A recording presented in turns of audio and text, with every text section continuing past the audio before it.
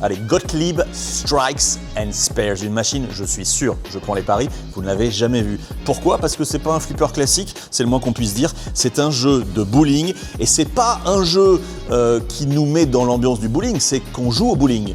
Et pourquoi il est intéressant? Déjà, c'est un dot matrix qui vous donne une indication sur les années. On est sur la fin des années 90. On est exactement en 1995.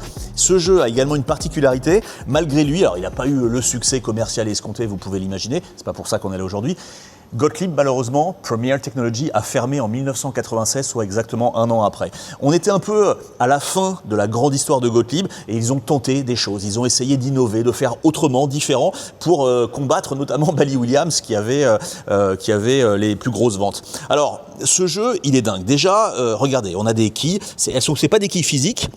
Elles fonctionnent avec des switches, il faut les bâcher. On a un système de scoring sur le dot matrix dont je vous parlais, qui est exactement le scoring du bowling. C'est-à-dire qu'on a des frames, on a des strikes, on a des spares. Okay, comme au bowling. On a également des billes, on pourrait presque même appeler ça des boules tellement elles sont grosses. Elles sont beaucoup plus grosses que des billes normales. À titre d'information, voici une bille de flipper normale, telle que vous la connaissez, et voici l'une des 10 billes pour shooter les quilles qu'on a ici. Donc on en a 5 là, 5 ici. On a également des batteurs qui vous paraissent standards, hein, on dirait les batteurs Gottlieb traditionnels. Pas du tout, ce sont des batteurs qui sont renforcés pour supporter le poids de ces billes extra lourdes.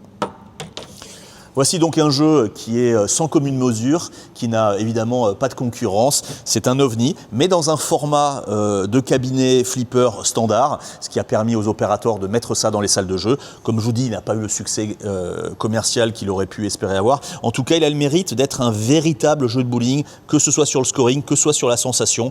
On shoot des quilles, on essaye de faire des spares, on essaye de faire des strikes, on s'éclate. Le jeu est lancé, on choisit le type de jeu, on va jouer en régulation. L'objectif évidemment, c'est de faire de spares, de faire des strikes. Voilà. C'est vraiment différent, hein, c'est spécial. Le strike, on voit à l'écran les résultats. Si on aime le bowling, si on est joueur de bowling et qu'on veut essayer une expérience un petit peu différente dans un format flipper, c'est ce qu'on a ici aujourd'hui. C'est en activant les boutons de flipper qu'on lance la bille. Vous voyez, hein, je suis pas bon au flipper, je suis pas bon au bowling non plus. Hein. C'est pas très grave. Presque dommage quelque part qu'on n'ait pas la vraie quille comme on a sur Big Lebowski, mais on peut pas tout avoir.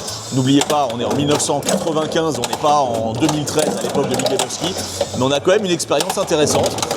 On sent vraiment le poids de ces calots, hein. C'est marrant. Bravo à Gottlieb d'avoir tenté, d'avoir innové. Choisir, c'est renoncer. C'était pas forcément la meilleure solution, mais ça nous permet d'être là aujourd'hui et de vous présenter cette bien belle machine historique.